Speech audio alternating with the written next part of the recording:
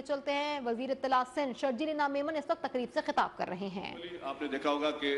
जो जेन्युइन जो backward area से जो पुअर लोग होते हैं उनको अगर अपनी सीवीज पोस्ट करनी है मुख्तलिफ जगहों पे तो उनको मुख्तलिफ अखबारात पढ़ने पड़ते हैं, उनको मुख्तलिफ जगहों पे फिर अप्लाई करने के लिए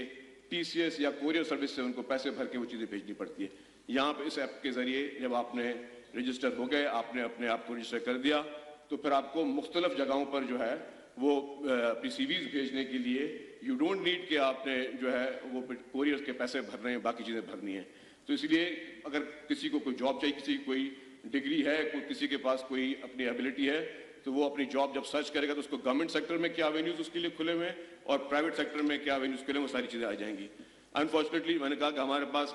जितना हमारा एक सेगमेंट ऑफ नौजवानों का है वो सारा फोकस करता है कि जी हमें गवर्नमेंट जॉब मिले, लेकिन गवर्नमेंट सेक्टर में एक तो डायरेक्ट गवर्नमेंट जॉब्स गवर्नमेंट देती है, लेकिन गवर्नमेंट के ऐसे भी प्रोजेक्ट्स हैं जिसकी वजह से लाखों लोगों को नौकरियां मिलती है, वो बिकॉज वो गवर्नमेंट के प्रोजेक्ट्स होते हैं।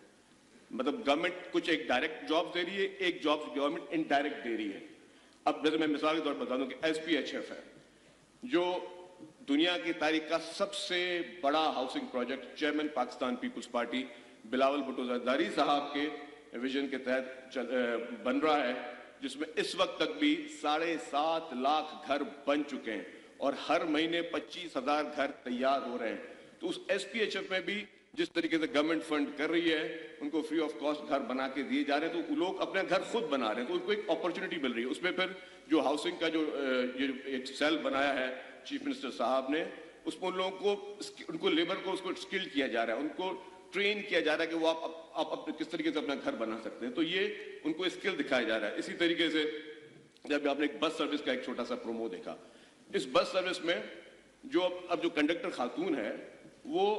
उसको जॉब मिली, उसको अपॉर्चुनिटी मिली कि वो अपने घर से बाहर आए और अपना वो काम कर सके। इसी तरीके से इसी हमारे ट्रांसपोर्ट महकमे ने ड्राइवर्स को ट्रेन किया, फीमेल ड्राइवर्स को ट्रेन किया, उनको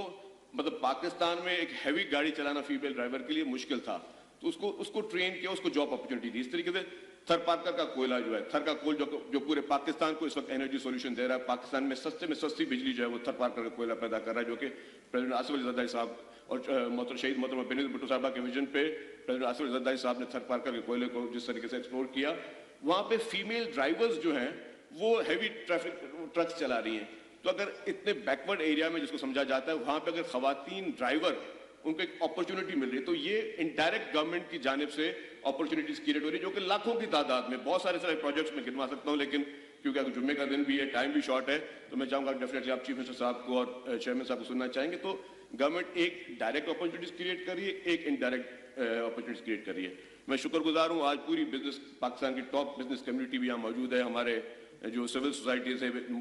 हमारे यहाँ पे मेहमान मौजूद हैं। तो हम चाहते हैं कि जितने भी यहाँ पे बिजनेस कम्युनिटी मौजूद है, आपकी भी जितनी फर्म्स हैं, आपकी भी जितनी